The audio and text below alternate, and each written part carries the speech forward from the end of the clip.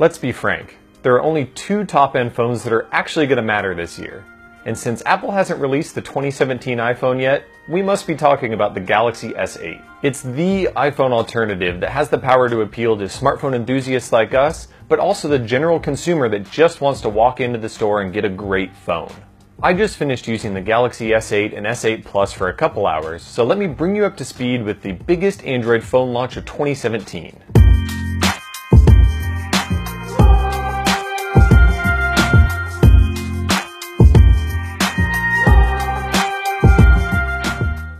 Yes, there are actually two phones again this year, but their differences are surprisingly minor.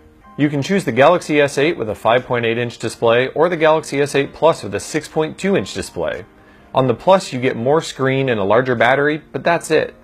But being the same isn't a bad thing. These phones are absolutely gorgeous, just as you'd expect from Samsung. There's brushed metal and smooth glass all over, displayed in 5 excellent color palettes, now highlighted by a curved display with nearly non-existent side bezels and ever-shrinking bezels on the top and bottom. Samsung's AMOLED displays are still fantastic, and the screen now takes up 83% of the front of the phone. Yes, the phones are tall, and in the case of the Galaxy S8 Plus, really tall, but that means you'll notice that both phones are curved, meaning there's no need for an edge distinction anymore. This is just what Samsung's high-end phones look like now. Inside the phone, Samsung talks a lot about the core Galaxy experience being here, which kind of moves beyond the individual specs. It's all about waterproofing, expandable storage, high performance, and biometric security. When it comes to the camera, that feels like a bit of a deflection because this is the same sensor and lens as last year. All of the improvements are made in the software and redesigned camera app. Let's just hope that Samsung has made big strides in processing so it can stay on top again in 2017.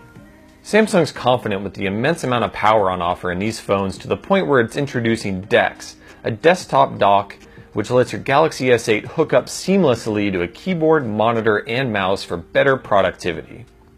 Samsung even struck deals with Microsoft and Adobe to have properly tuned and scaled apps for a larger desktop-sized screen. Samsung's building from Android 7 here just as you'd expect, but it actually hasn't changed much in the core of the interface from the Galaxy S7 with Nougat. The most striking part is a change of pace in the icons and some interface elements to this new wireframe type of simplified look, but they're still surrounded by strong pops of color and those threaded squircle icons. The rest will feel natural to someone who's used a Samsung phone with Android 6 or 7. What won't feel natural is the loss of a physical home button, which was a necessity for reducing bezel size for Samsung. The Galaxy S8 and S8 Plus have a new haptic engine that makes tapping on an on-screen home button a bit more tactile, but there will be a transition period for longtime Samsung users. Where Samsung is hoping to stand out is with extra software features over and above everything that the Galaxy S7 could already do. The iris scanner is back after a brief introduction on the ill-fated Note 7, and it's even faster than before, though it's going to be tough to make it as fast and reliable as a one-touch fingerprint sensor on the front. And thanks to the removal of the home button, that new fingerprint sensor placement next to the camera is quite tough to reach, especially on the Galaxy S8 Plus. Samsung's really hoping that you're going to give this iris scanner a try. And then there's Bixby, Samsung's take on Google Assistant and Amazon Alexa. It's more than just an app, it's an artificial intelligence layer that can be found throughout the phone. Not only does it give you proactive recommendations and alerts based on your usage, but it can also be used to completely replace touch input in a handful of Samsung apps or identify things using the camera. Samsung knows it has buy-in to the Galaxy S line from consumers of all types. And after making a genuinely great pair of phones last year, it was tough to find things to improve on. The Galaxy S8 and S8 Plus managed to add in lots of new software and features along with a fresh hardware design while standing by the core tenets of the Galaxy S line that sell tens of millions of phones every single year.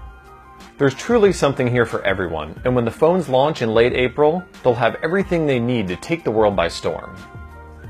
We have so much more coverage of the Galaxy S8 and S8 Plus coming in the weeks ahead, so be sure to subscribe to us here on YouTube and follow all of our stories at AndroidCentral.com.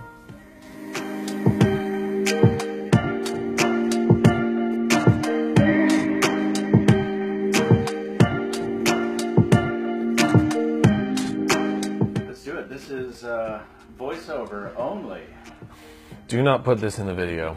for the Dobes.